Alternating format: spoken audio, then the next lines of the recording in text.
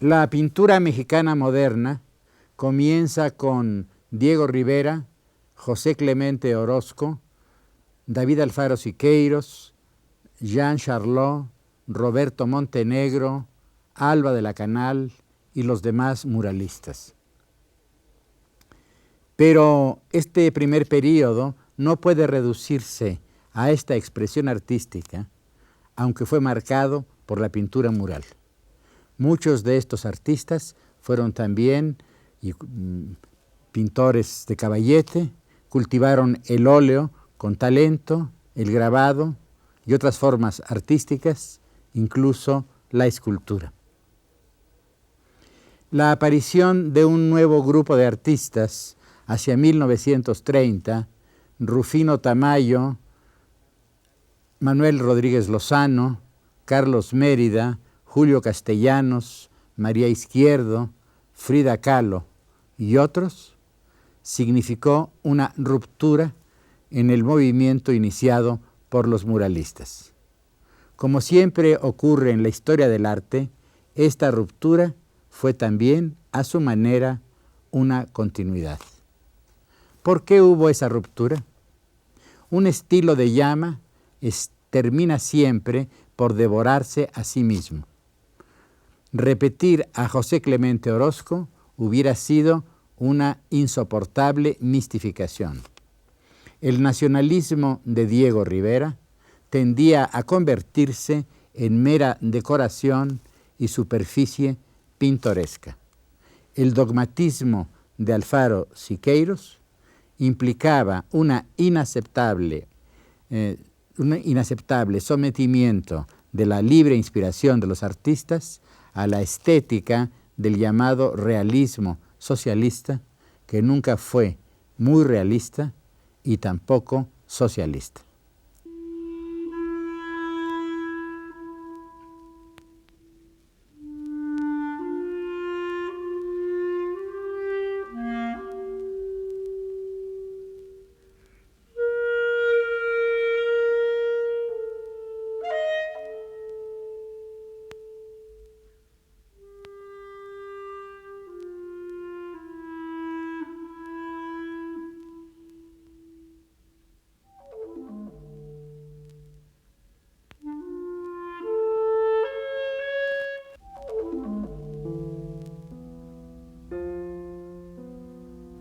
La ruptura no fue el resultado de la actividad organizada de un grupo, sino la respuesta aislada, individual, de diversos y encontrados temperamentos.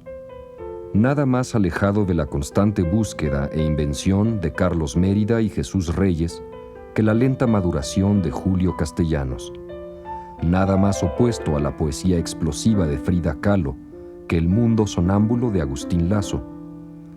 Pero a todos los impulsaba el deseo de encontrar una nueva universalidad plástica, esta vez sin recurrir a la ideología y también sin traicionar el legado de sus predecesores, el descubrimiento de nuestro pueblo como una cantera de revelaciones.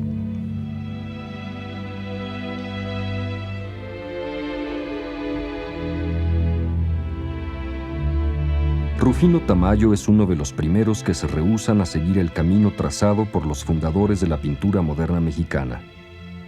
El arte de Rufino Tamayo no es ideológico. La importancia histórica de su obra consiste en haber puesto en entredicho, con ejemplar radicalismo, el arte ideológico y didáctico de los muralistas y sus epígonos. Pero la verdadera originalidad de Tamayo, su originalidad pictórica, consiste en haber concebido la pintura como una investigación de las relaciones entre las líneas, los colores y los volúmenes. Tamayo asimiló rápidamente la lección plástica del arte de vanguardia del siglo XX, especialmente de algunos de los grandes maestros como Picasso y Miró. Pero asimismo, la herencia mexicana, la del arte popular tanto como la del México prehispánico.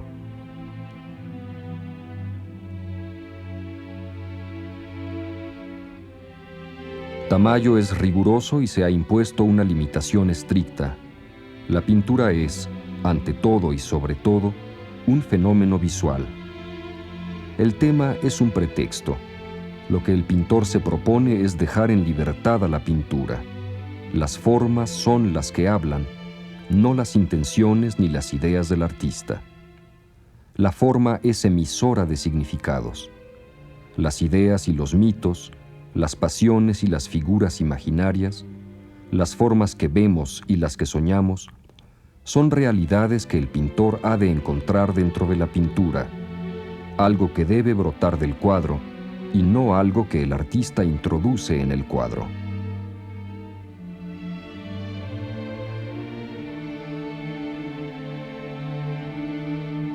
Estas preocupaciones lo han llevado a una lenta, continua y obstinada experimentación pictórica.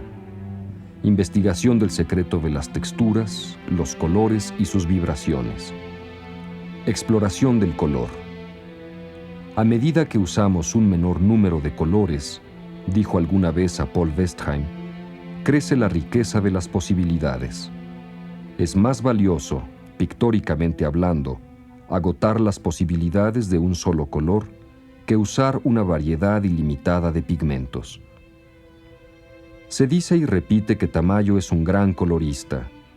Hay que añadir que esa riqueza es fruto de una sobriedad.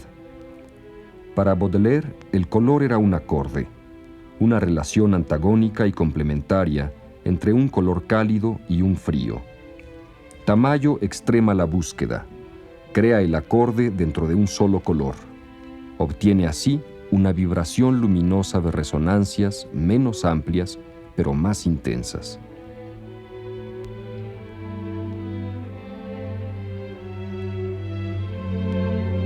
El elemento reflexivo es la mitad de Tamayo.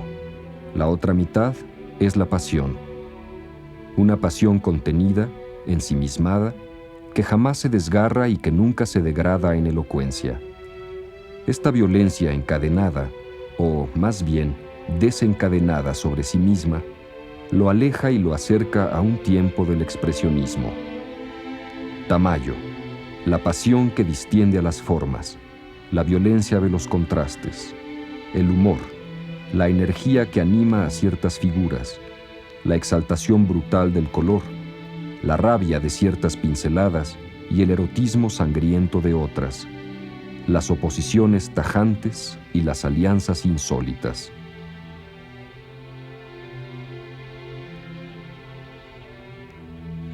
Todos los críticos han señalado la importancia del arte popular en su creación. Es innegable, pero vale la pena investigar en qué consiste esa influencia.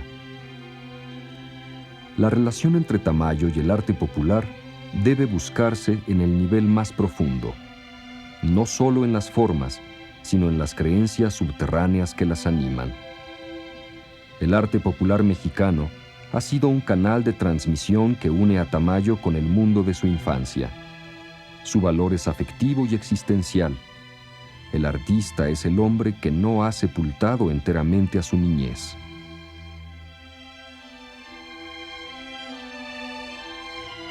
Esas formas populares son algo así como venas de irrigación.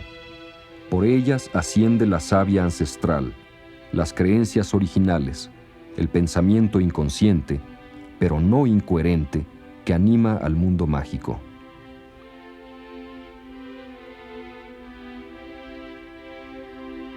Irrigación circulación del soplo primordial. Una sola energía recorre todo, del insecto al hombre, del hombre al espectro, del espectro a la planta, de la planta al astro. Tamayo ha bebido el agua de este manantial y conoce el secreto. No con la cabeza, que es la única manera en que nosotros, modernos, podemos conocerlo, sino con los ojos y con las manos, con el cuerpo y la lógica inconsciente de lo que, inexactamente, llamamos instinto.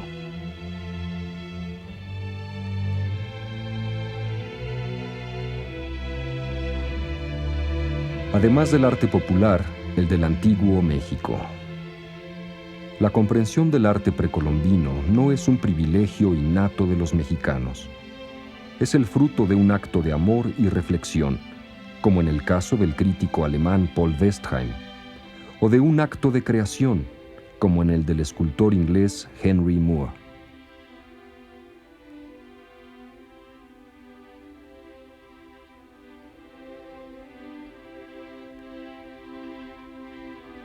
En arte no hay herencias, hay descubrimientos, conquistas, afinidades, recreaciones que son realmente creaciones. Tamayo no es una excepción. La estética moderna, de Picasso a Miró, le abrió los ojos y le hizo ver la modernidad de la escultura prehispánica. Después, con la violencia y simplicidad de todo creador, se apoderó de esas formas y las transformó. A partir de ellas, pintó formas nuevas y originales.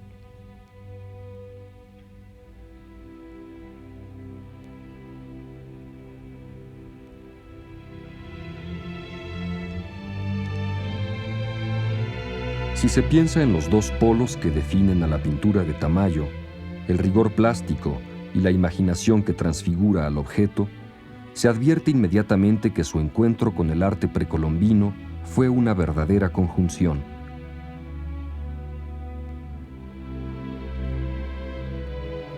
Las cualidades más inmediatas y sorprendentes de la escultura precolombina son la estricta geometría de la concepción, la solidez de los volúmenes y la admirable fidelidad a la materia. Esas fueron las cualidades que desde un principio impresionaron a los artistas modernos y a los críticos europeos. La actitud de Tamayo obedece a la misma razón.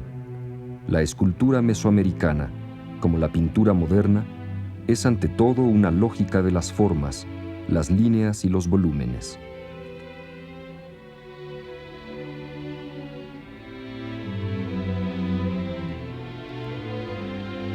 Esta lógica plástica, a la inversa de lo que ocurre con la tradición grecorromana y renacentista, no está fundada en la imitación de las proporciones del cuerpo humano, sino en una concepción del espacio radicalmente distinta. Una concepción que para los mesoamericanos era religiosa, para nosotros intelectual.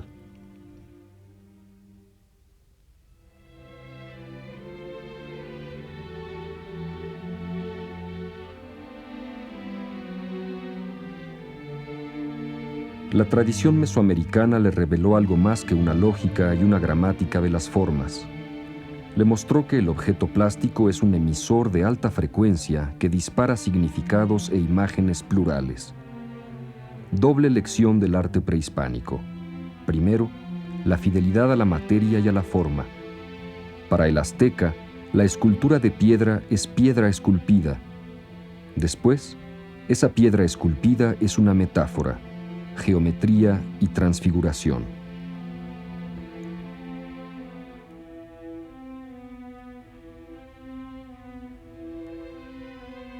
Si se pudiese decir con una sola palabra qué es aquello que distingue a Tamayo de los otros pintores de nuestro tiempo, yo diría sin vacilar: sol. Está en todos sus cuadros, visible o invisible. La noche misma no es para Tamayo, sino sol carbonizado.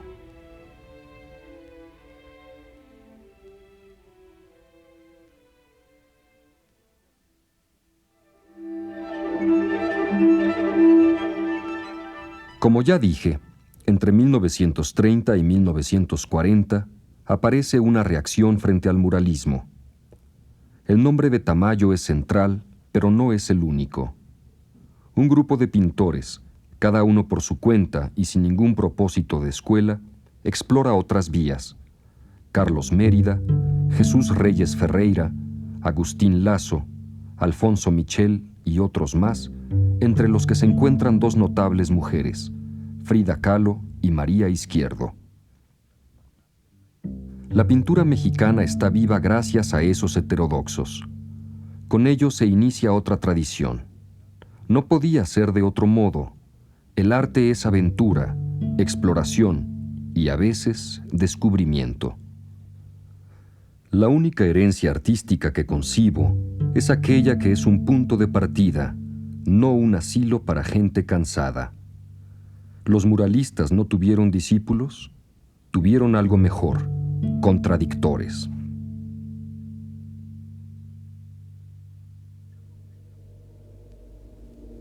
Carlos Mérida mostró desde el principio una actitud de inteligente independencia artística frente al arte ideológico de Rivera y Siqueiros, así como ante el expresionismo de Orozco. Desde su iniciación, Mérida tuvo una concepción muy distinta de la pintura mural, como pudo verse, entre otras obras, en los muros del multifamiliar Benito Juárez, destruido por el temblor de 1985.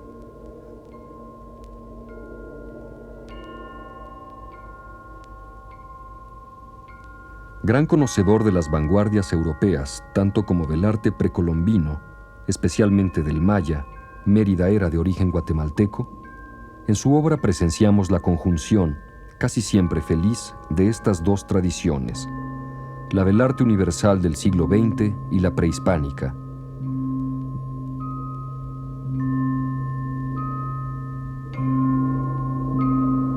Dos palabras definen a este excelente pintor: la inteligencia y la sensibilidad, expresadas en un dibujo preciso y un color nítido.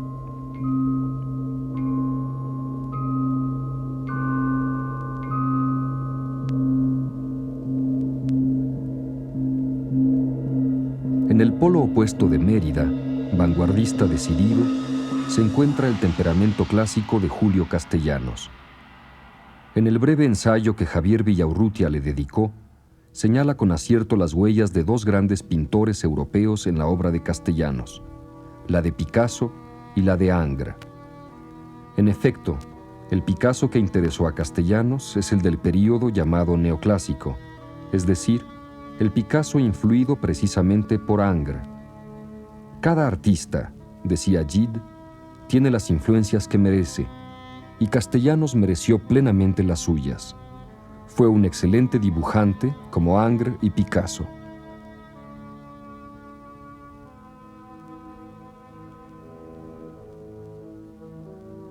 También pintó murales y, sobre todo, varios óleos de refinada y compleja composición, dueños de un equilibrio que no es exagerado llamar clásico.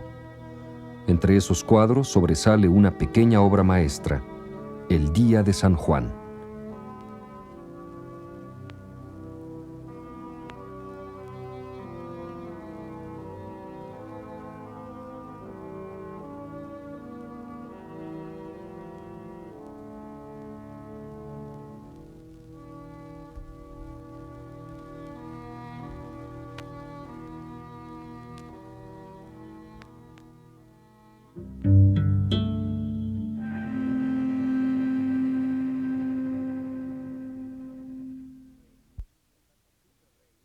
Jesús Reyes, Chucho Reyes, fue un artista tapatío que tuvo una gran influencia sobre dos notables talentos mexicanos, el arquitecto Luis Barragán y el pintor y escultor Juan Soriano.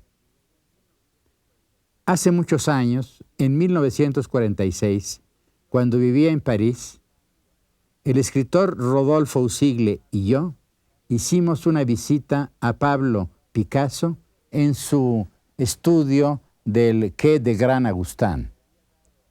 Chucho Reyes le había dado a Usigli uno de sus gouaches para que lo regalase como un mínimo homenaje a Pablo Picasso. Se trataba, si no recuerdo mal, de un gouache que representaba a uno de los célebres caballitos de Chucho Reyes.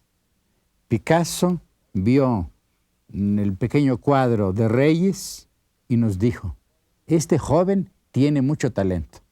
Yo le aclaré inmediatamente: ese joven tiene la edad de usted. Rápido, Picasso me contestó: pues es un viejo muy joven. Gran elogio.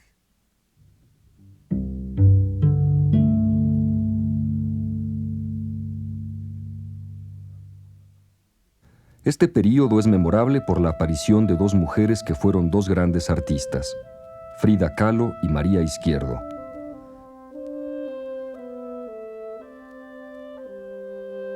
Se trata de un fenómeno único en la historia de la pintura mexicana. Aunque fueron contemporáneas, sus personalidades eran muy distintas y sus obras se despliegan en direcciones opuestas.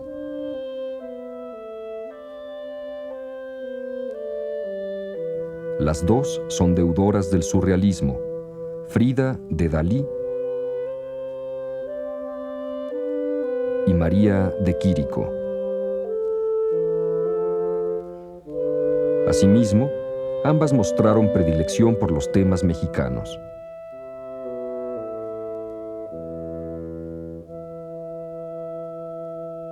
En María, además, hay la influencia de Chagall y la de Rufino Tamayo.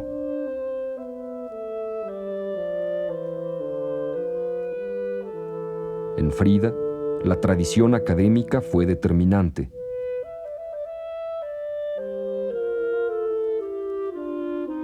En Frida, el elemento explosivo del surrealismo, el sueño, el erotismo y sus poderes subversivos, es más violento que en María.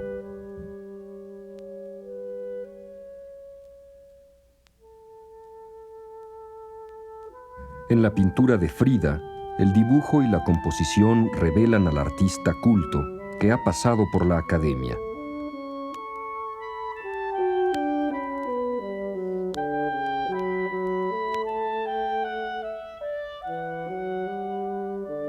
María era más popular e instintiva.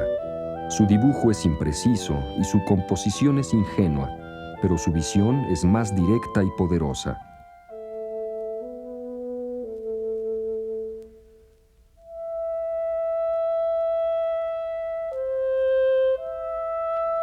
Frida quiso ser mexicana con pasión, pero su mexicanismo fue un poco exterior.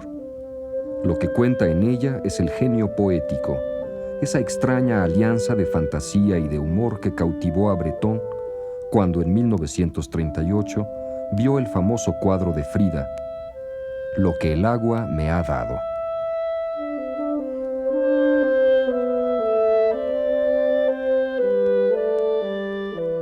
En cambio, María no quiso ser mexicana, lo fue sin proponérselo.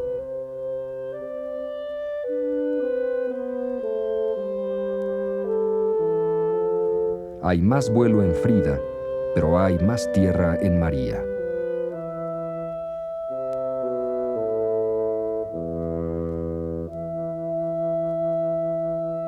La mejor definición del arte de Frida es de André Breton.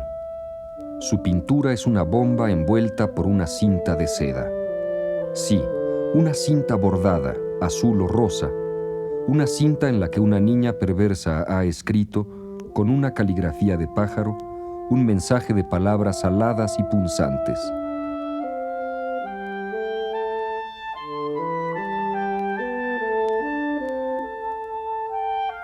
La obra de María, más hecha con el cuerpo y el instinto que con la cabeza, es espontánea y fascinante como una fiesta nocturna en la plaza de un pueblo pequeño.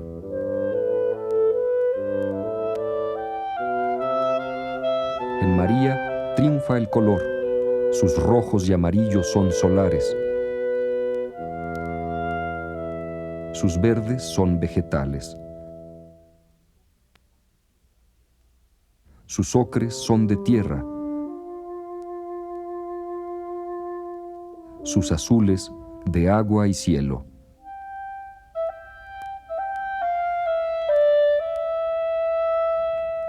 naturalezas muertas, valles, colinas, retratos, animales cotidianos, mujeres, niños. Un mundo que vive fuera de la historia, en un tiempo fuera del tiempo, el tiempo de los circos de nuestra niñez, con sus equilibristas, sus magos, sus payasos y sus lindas trapecistas.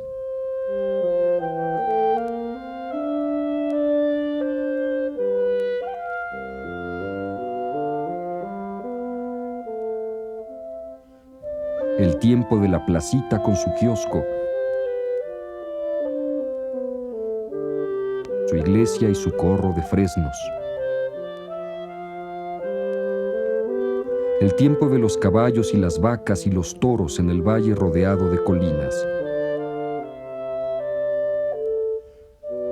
El tiempo de las voces y risas de las mujeres que se bañan en el río y del silencio de la muchacha que camina guiada por la luna.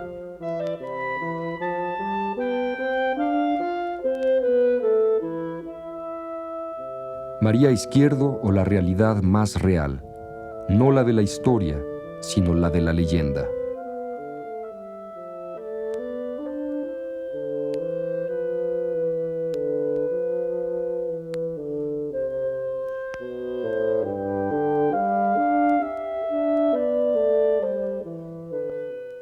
Manuel Álvarez Bravo es uno de los grandes artistas modernos de México. Su reputación es internacional, como la de Rufino Tamayo. Frente al abanico solar que es la pintura de Tamayo, la obra fotográfica de Álvarez Bravo puede verse como un diálogo, a veces sutil y otras dramático, entre los blancos, los negros y los grises. Hace algunos años intenté decir en un poema toda la admiración que siento por la obra de este gran artista. Mi poema tiene como título Cara al tiempo, porque pienso que la obra de Álvarez Bravo es un retrato del tiempo, esa substancia fugitiva de la que está hecha la vida humana. Voy a leer algunos fragmentos. La cara de la realidad, la cara de todos los días, nunca es la misma cara. Eclipse de sangre. La cara del obrero asesinado, planeta caído en el asfalto. Bajo las sábanas de su risa, esconden la cara las lavanderas sobreentendidas. Grandes nubes colgando de las azoteas. Quieto, un momento, el retrato de lo eterno. En un cuarto oscuro, un racimo de chispas sobre un torrente negro. El peine de plata electriza un pelo negro y lacio. La realidad siempre tiene otra cara, la cara de todos los días, la que nunca vemos, la otra cara del tiempo. Manuel Álvarez Bravo, préstame tu caballito de palo para ir al otro lado de este lado. La realidad es más real en blanco y negro.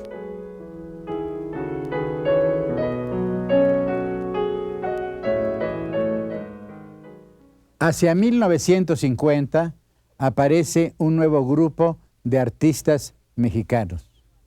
Todos ellos continúan la actitud independiente frente al arte ideológico de los muralistas, iniciada por Tamayo, Mérida y otros pintores. Al mismo tiempo, estos jóvenes artistas asimilan con gran rapidez y sensibilidad las tendencias del arte universal de la posguerra. Pero antes de ocuparme de ellos, debo aludir, así sea brevemente, a una circunstancia que favoreció el nacimiento y el desarrollo de las nuevas tendencias artísticas. Me refiero a la presencia en México de un grupo de artistas europeos que se refugiaron en nuestro país a consecuencia de la Segunda Guerra Mundial. Algunos de ellos pertenecían al grupo surrealista, como Leonora Carrington, Palen, Remedios Varo, Alice Rao. Otro, Matías Geritz, estaba más bien cerca del dadaísmo. La influencia de estos pintores, en el caso de los surrealistas, fue sobre todo la influencia silenciosa del ejemplo. En cambio, Matías Geritz intervino directamente en la vida artística de México y su personalidad, su temperamento inventivo y osado se dejó sentir muy pronto en algunas áreas del arte mexicano, no tanto en la pintura como en la escultura y en la arquitectura.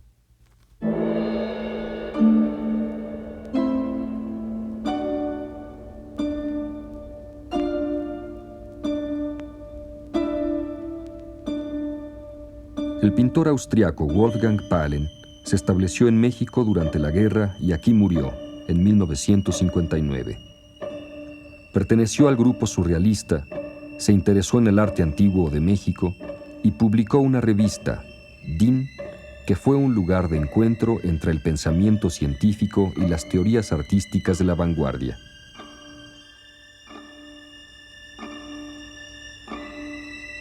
Habitada por los contrarios y al fin desgarrada por ellos, la vida de Palen fue una sucesión de luchas espirituales.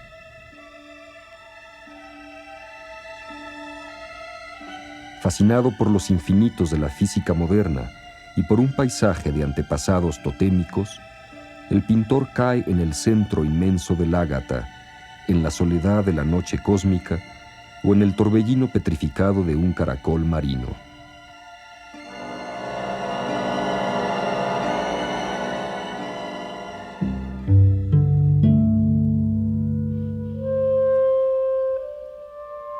La pintora española Remedios Varo, también surrealista, nos ha dejado una obra no muy numerosa, pero de rara poesía. No pintó el tiempo, sino esos instantes en los que el tiempo reposa y sueña.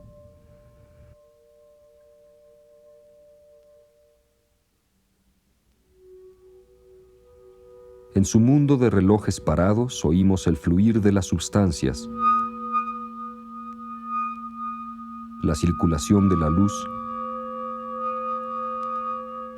la lenta maduración de cada minuto.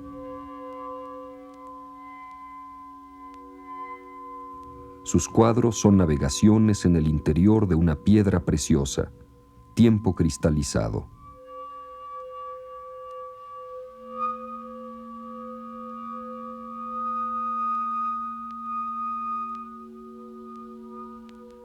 Pintora y escritora, Leonora Carrington pertenece a varias mitologías, a la celta y a la mexicana, a la del surrealismo en uno de sus momentos más locos y a la de Alicia en el País de los Espejos.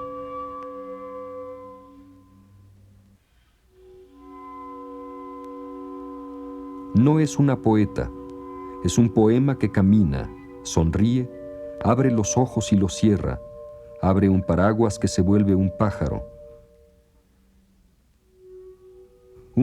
que se vuelve un pescado y desaparece en el fondo del lago.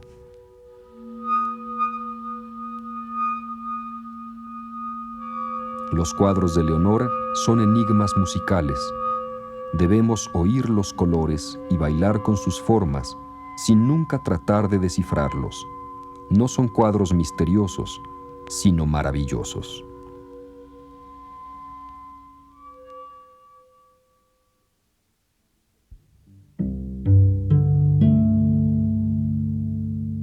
Günter Gerson nació en México en 1915.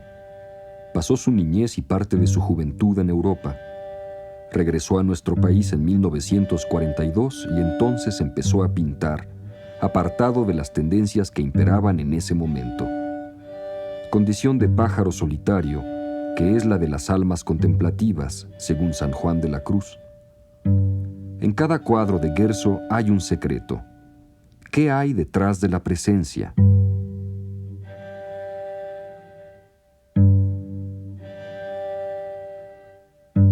La pintura de Guerzo es una tentativa por responder a esta pregunta, tal vez la pregunta clave del erotismo y, claro, raíz de sadismo.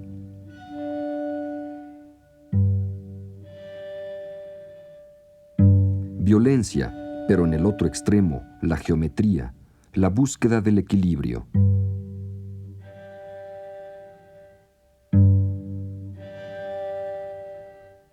Esta pintura tan rigurosa y exquisitamente pintura rebosa sobre una hendidura de tiempo.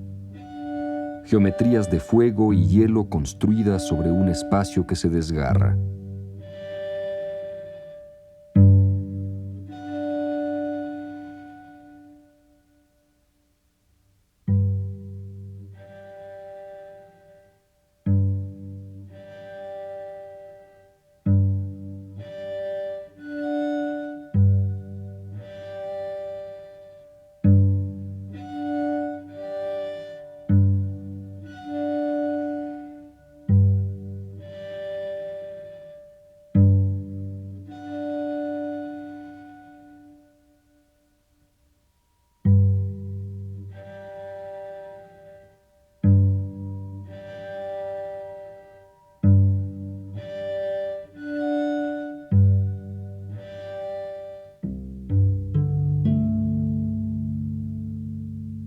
Para mí es imposible hablar de la pintura de Juan Soriano sin hablar de su persona. Lo conocí hace más de 40 años, recién llegado de Guadalajara. Sentí que era un ser venido de muy lejos, no de otro planeta, sino de las profundidades del tiempo. Un ser antiguo y simultáneamente extraordinariamente joven. Un muchacho de 1000 años, un viejo de 20. Venía de la antigüedad más antigua y había nacido apenas ayer. ¿A qué se parecía? ¿A qué se parece Juan Soriano?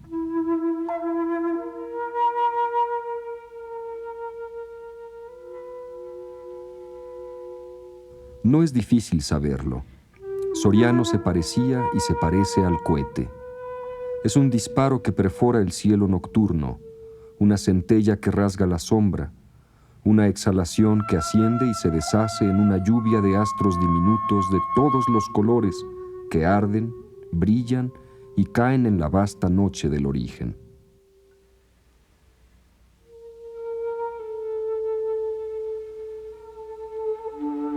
La obra de Soriano es amplia y diversa. Ha explorado varios caminos y ha regresado de todas sus expediciones con obras líricas. Un aspecto de su talento, que no es tan conocido como debiera serlo, es la escultura.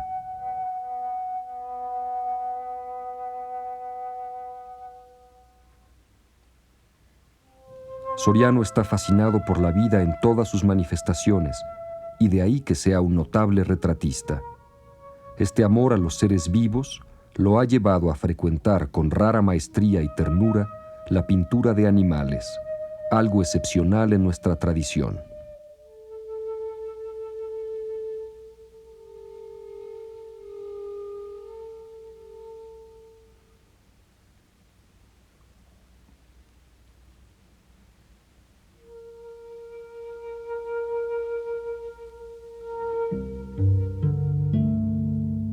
Pedro Coronel se inició como escultor. En 1946 visitó París por primera vez y desde esa época empezó a dedicarse más y más a la pintura. Esa primera visita le reveló el arte moderno. Aunque muchas de sus telas, no las mejores, muestran la influencia monumental y a veces abigarrada del arte antiguo de México, su inspiración viene de otra parte, su mundo personal.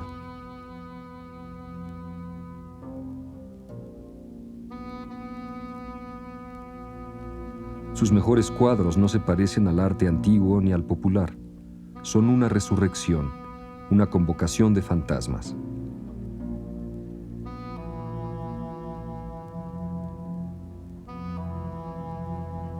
La actividad artística tiene una relación indudable con el exorcismo. El artista quiere deshacerse de sus obsesiones. En cuanto lo logra, advierte que se ha convertido en un hacedor de fantasmas. Pero la palabra obsesión no es la que conviene a la pintura de Coronel. Más bien, pasión, sensualidad, violencia, alegría solar y trágica.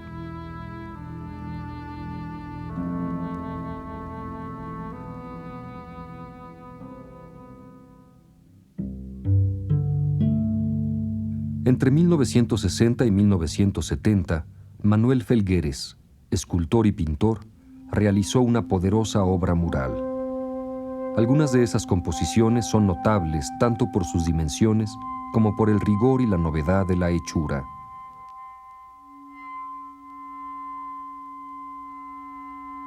Pienso particularmente en la admirable composición del edificio que alberga la Concamín.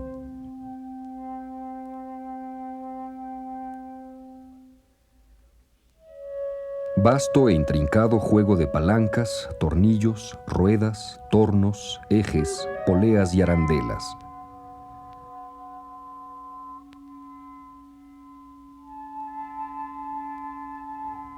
Las aportaciones de Felgueres no se limitan al arte mural. Como escultor, ha creado en metal y en madera objetos plásticos que nos sorprenden por su rigor geométrico y por la osadía de sus formas.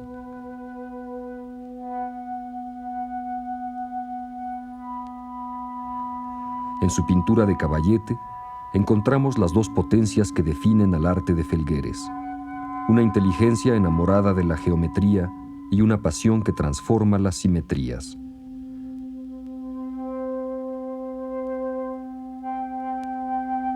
Pintura racional y pintura pasional, diálogo constante, a veces pelea y otras abrazo, el cubo y el viento, el triángulo y la llama.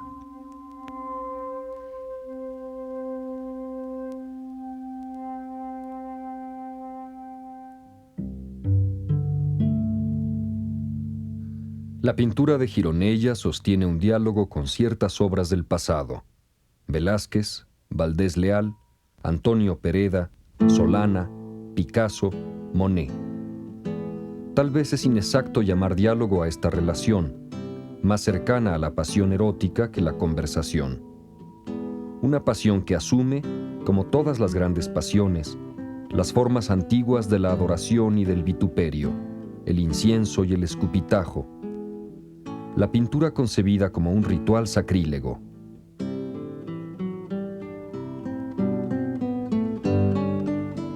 El arte de Gironella es el arte de la desfiguración.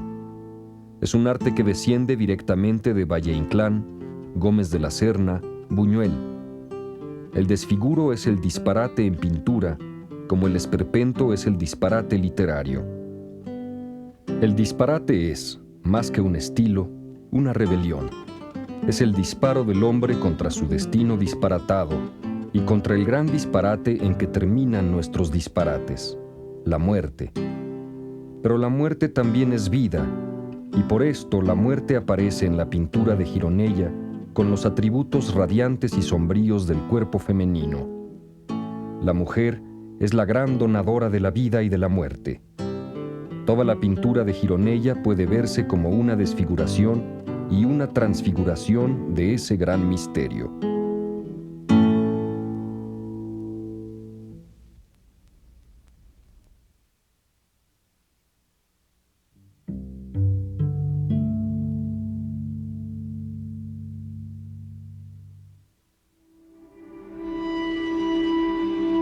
José Luis Cuevas tiene la popularidad de las estrellas, los futbolistas, los boxeadores, los cantantes. El peligro de la fama es que convierte a sus elegidos en caricaturas de sí mismos. Por fortuna, la obra de José Luis lo defiende de los equívocos del renombre. Además, hay que decir que, como artista, ha sabido nadar contra la corriente. En el momento en que triunfaba en todo el mundo la pintura abstracta, él se atrevió a explorar por su cuenta y con gran talento el territorio del expresionismo.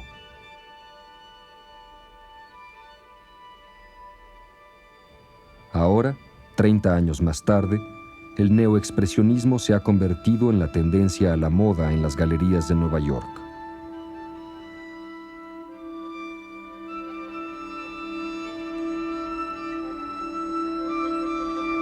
El expresionismo de Cuevas es algo más que un estilo o una manera estética. Es una visión innata. Se nace clásico o romántico, barroco o expresionista. Cuevas es expresionista no por elección, sino por destino.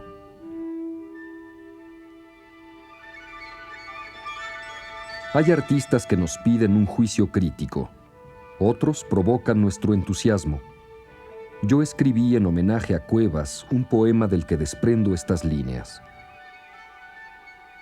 José Luis dibuja en cada hoja de cada hora una risa, como un aullido, desde el fondo del tiempo, desde el fondo del niño. Cada día, José Luis dibuja nuestra herida.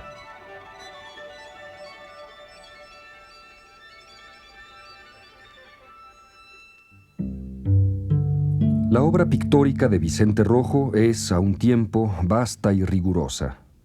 Al principio, enamorado de las texturas, parecía demorarse en la riqueza de las pastas, las materias y los colores.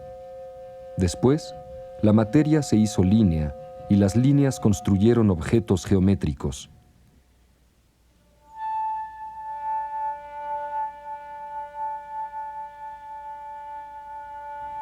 Más tarde, con la misma seguridad, la geometría se deshizo hasta convertirse de nuevo en materia espesa, pero ahora en una materia, por decirlo así, anímica.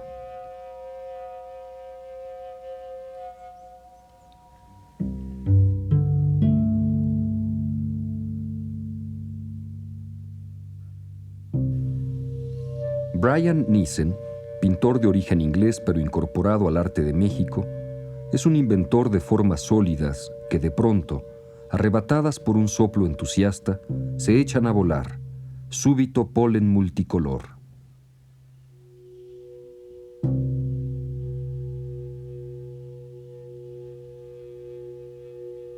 Nissen también es un notable escultor y sobre él ha dicho Elliot Weinberger: Nissen fabrica fetiches, ídolos cuyos atributos nadie recuerda del todo, maquetas de monumentos para una futura civilización, altares para un santuario doméstico, objetos con los que uno podría ser enterrado.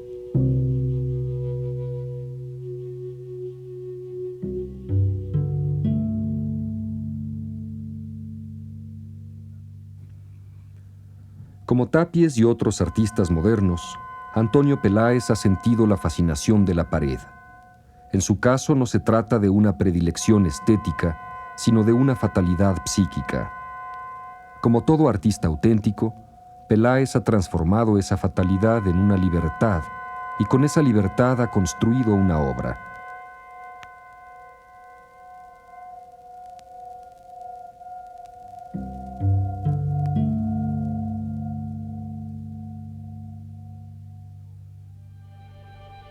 En la obra de Arnaldo Cohen no reina el vegetal irregular, como decía Baudelaire, sino la geometría.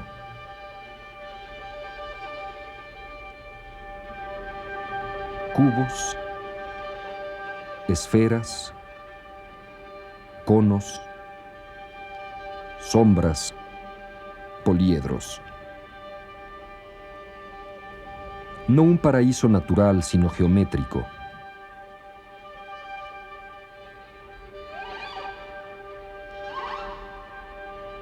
Pero un paraíso invadido, como por una liana funesta, por el deseo, la mujer y su tropa de monstruos encantadores y terribles.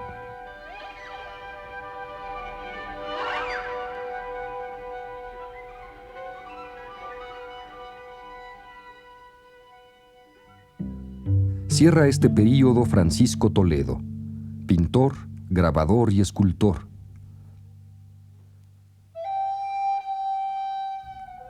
En sus obras, las formas más precisas y sólidas se alían a una fantasía arrebatada y con frecuencia violenta.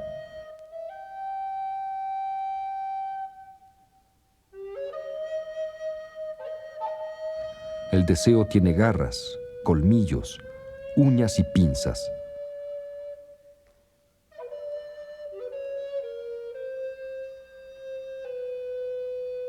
Sus fuentes están en el México tradicional y en la pintura de vanguardia europea, en el arte de los aborígenes de Australia y en su propia exasperada sensibilidad.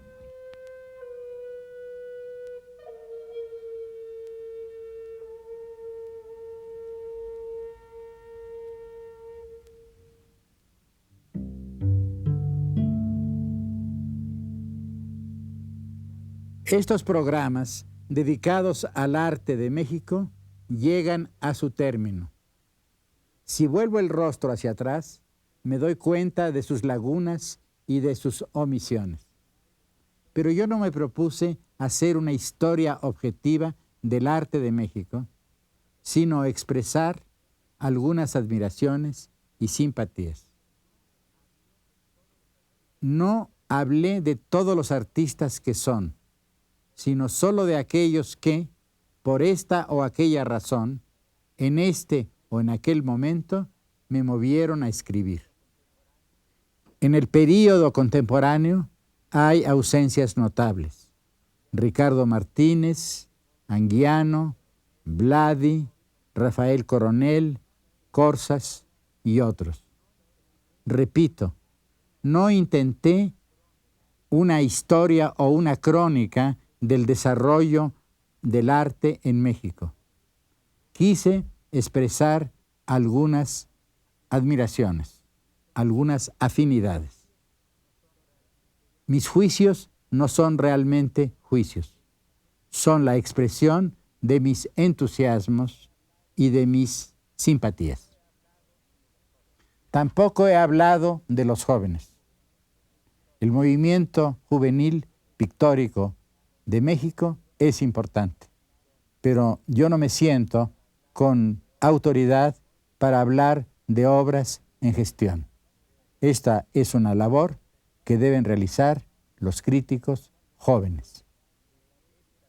Después de estas salvedades, me parece honrado hacer una declaración de orden personal. El arte moderno nació casi simultáneamente en París y en Milán, en Múnich y en Berlín, en Petrogrado y en Moscú.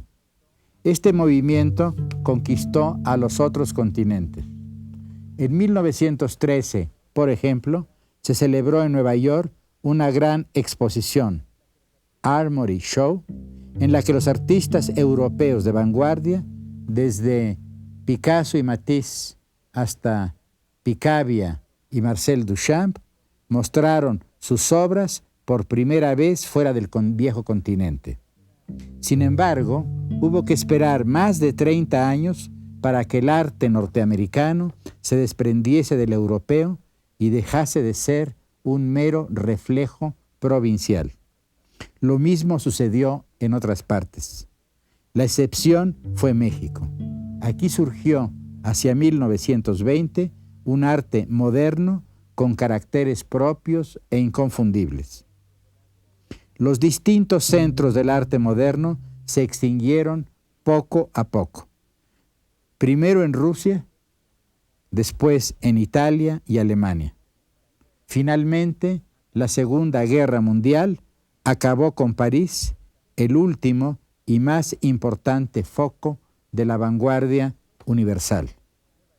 Después de la guerra, en Nueva York, el arte norteamericano, representado por poderosas personalidades, apareció como el heredero directo de la vanguardia europea. Nueva York ocupó el lugar central que había tenido París, pero las diferencias fueron y son enormes. En realidad, fuera de ese primer gran momento del arte norteamericano, desde hace ya bastante tiempo, Nueva York ha sido el teatro, o más exactamente, el circo de la descomposición de la vanguardia. En menos de 30 años, la vanguardia, después de convertirse en una academia, es decir, en procedimiento y en manera, se ha convertido en moda. Se ha convertido en autoimitación.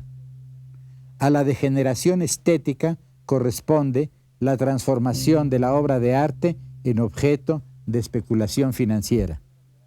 En Nueva York y en otras grandes ciudades, las galerías de arte, unidas estrechamente a los consorcios económicos, dirigen y promueven los movimientos artísticos, dominan a los museos y se han apropiado de las funciones que antes correspondían a la crítica.